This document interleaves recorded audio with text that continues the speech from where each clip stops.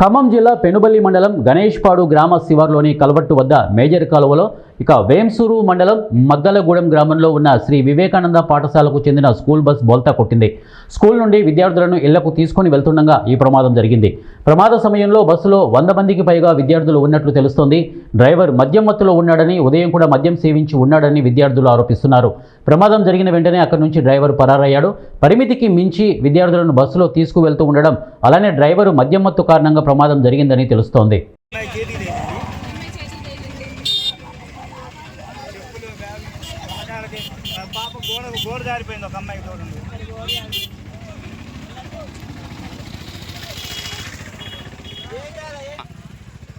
ఎట్లా పడిందమ్మా?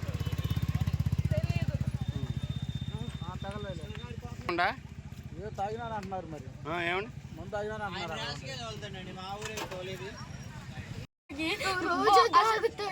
మార్నింగ్ కూడా తాగొస్తాడు, మళ్ళీ అడుబడి ఉడికాడు. కొంతమంది మొత్తం కట్ అయింది, చిన్న దెబ్బ తగిలింది. ఒక అమ్మాయి కనపడట్లేదు అంట, రాజిరెడ్డి అమ్మాయి.